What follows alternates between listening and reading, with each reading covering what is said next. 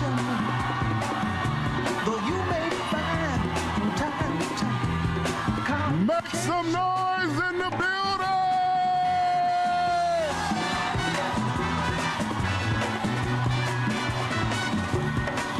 Put your hands up in the air, make some noise for Brandon Johnson!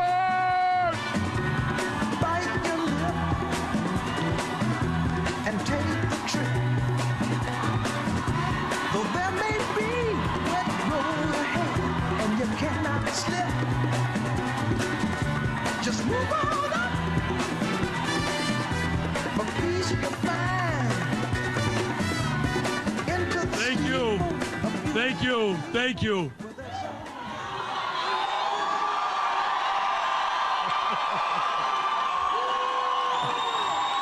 Make some noise for Brandon Johnson! Mayor Brandon Johnson! Thank you.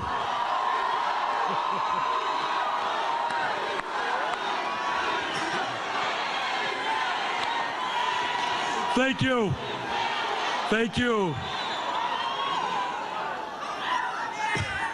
Chicago, how the heck are you?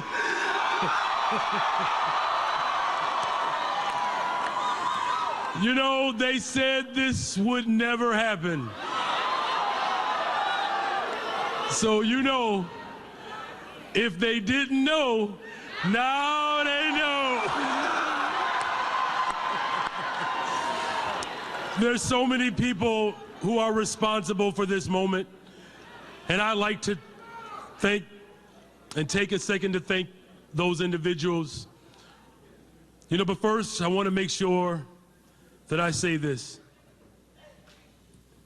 The first thing that I want to say is to the Chicagoans who did not vote for me.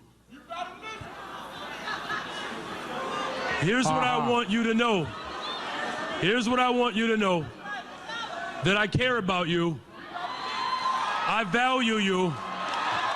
And I want to hear from you. I want to work with you. And I'll be the mayor for you too. Yes! Because this campaign has always been about building a better, stronger, safer Chicago for all the people of Chicago. And when I say all the people, I mean all the people, especially folks who have ever been on a payment plan.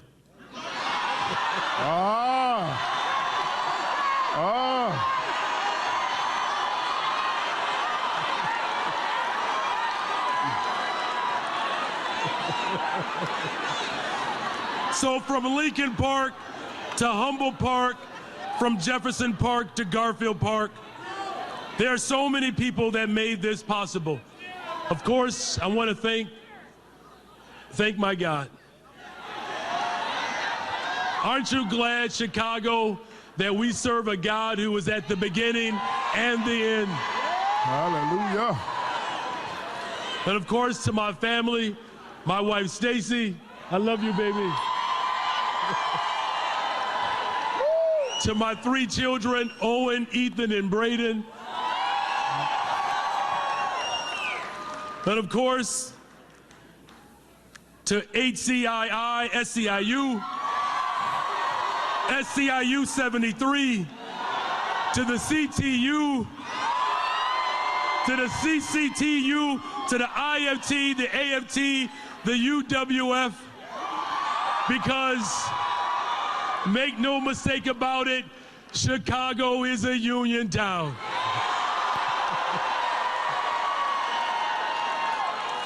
I want to thank the board president, Tony Preckwinkle, the Attorney General, Kwame Raoul, Congresswoman Delia Ramirez, Congresswoman Jan Schakowsky, Congressman Jonathan Jackson, and then, of course, to Congressman Danny K. Davis. But I also want to give a special thanks to someone who could not be here tonight. And we are praying for you. Congressman Garcia, Chewy, we love you, brother. And to the over the 70 elected officials from across the country. But I also want to thank Paul Vallis for running for office, as difficult as it was. We want to thank you for your service, Paul. Chicago, tonight is just the beginning. With our voices and our votes, we have ushered in a new chapter in the history of our city.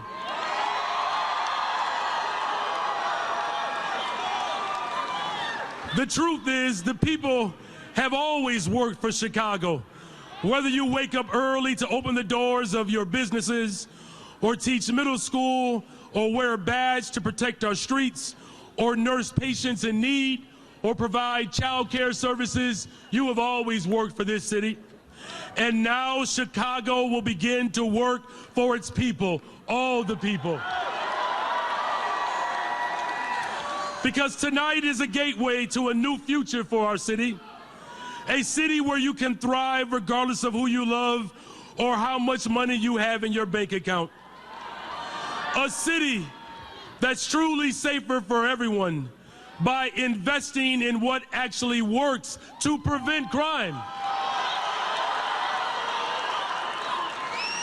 And that means youth employment, mental health centers, ensuring that law enforcement has the resources to solve and prevent crime.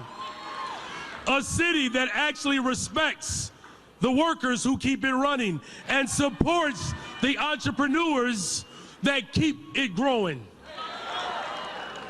A city where trains run on time and where no one is too poor to live in one of the richest cities, in one of the wealthiest nations, at the richest time in the history of the world.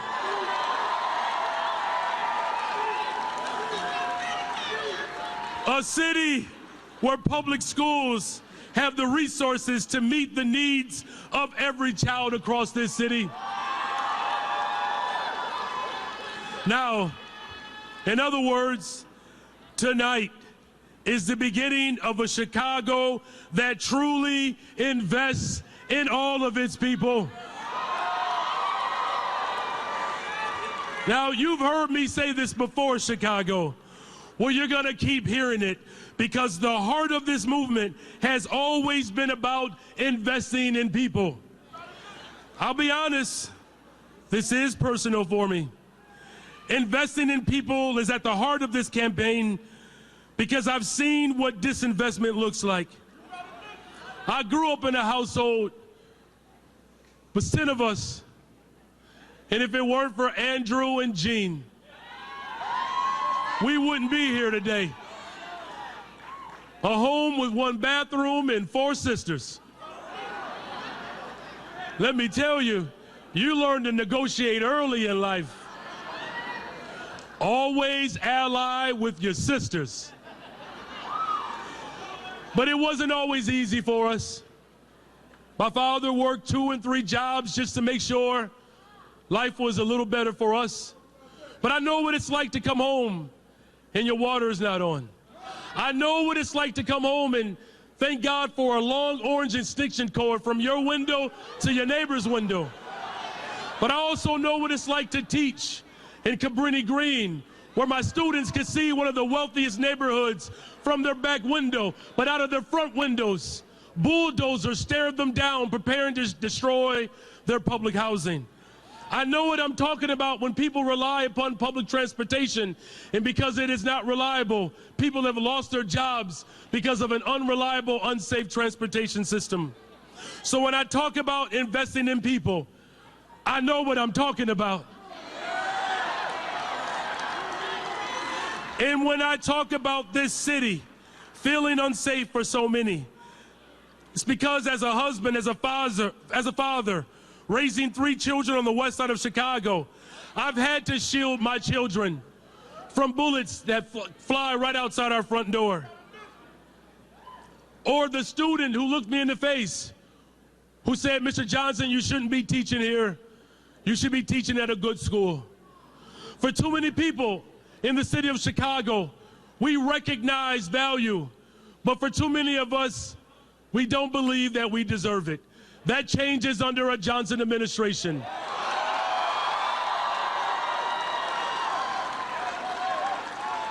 Because there's more than enough for everybody in the city of Chicago.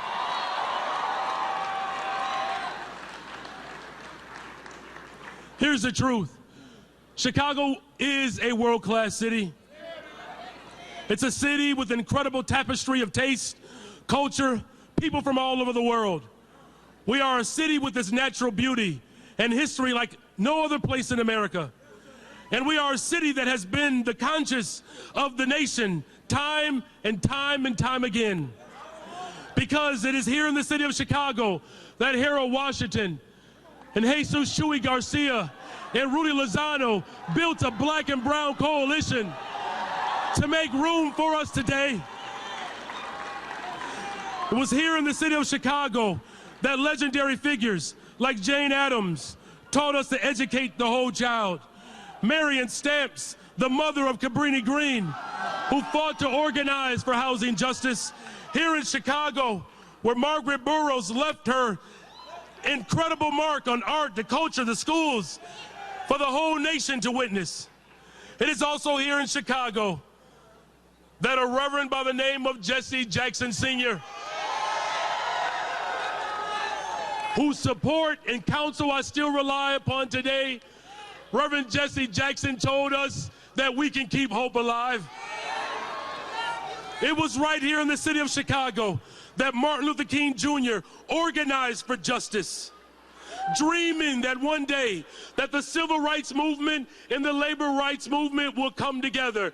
Well, Reverend Martin Luther King Jr., the civil rights movement and the labor rights movement has finally collided. We are experiencing the very dream of the greatest man who ever walked the earth. In fact, on this very day, 55 years ago, the king stood on a balcony.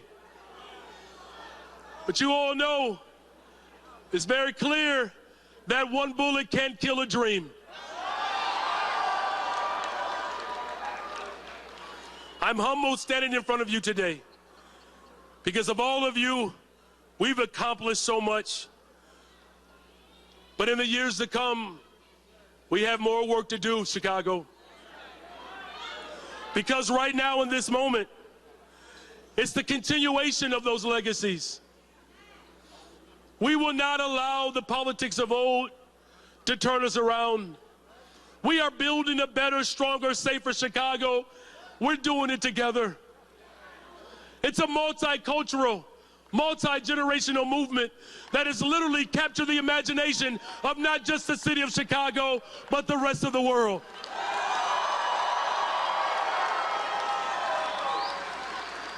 When Reverend Martin Luther King Jr. came to the city of Chicago, he said he never experienced a place like Chicago.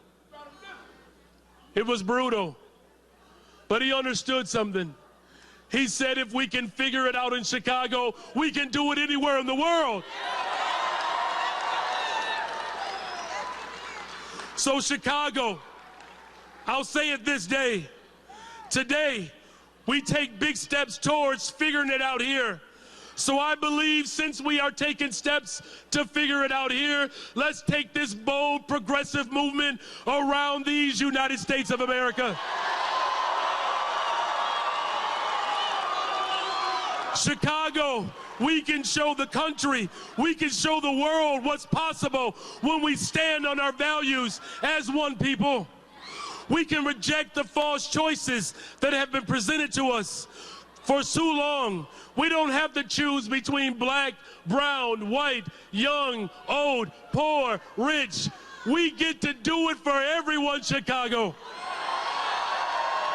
We don't have to choose between toughness and compassion, between the care of our neighbors and keeping our people safe. If tonight is proof of anything, it is proof that those old false choices do not serve this city any longer. Here's the truth. Looking out for our neighbors, it makes everyone safe. Tonight is proof that by building a multicultural, multi-generational movement, we can bring together everyone, no matter if you live on the north side, the south side, the southeast, the southwest, south or west side. Listen, you all, we have demonstrated that we can change the world, Chicago. We finally will have a city hall, a government that truly belongs to the people of Chicago. That Chicago can truly be a safe, world-class city, as remarkable as its potential. We get to make sure that our hopes and our dreams do not have to stop and end today. We get to make sure, you all, that the people of Chicago will finally have what they've been waiting for. The most radical thing we can ever do, you all, is to actually love people. And our administration will do just that. So make no mistake about it. Today, we did not just commemorate the life and the legacy of one of the greatest humanitarians who ever walked the planet Earth. Today, we did not just acknowledge the assassination of a dreamer. Today, the dream is alive. And so today, we celebrate the revival and the resurrection of the city of Chicago.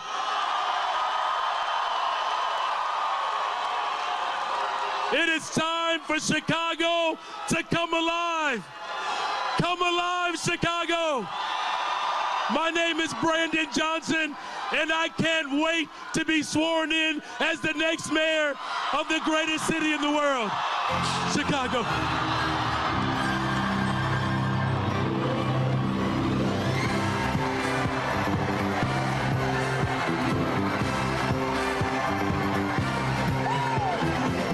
Everybody look around, 'cause there's a reason to rejoice, you see.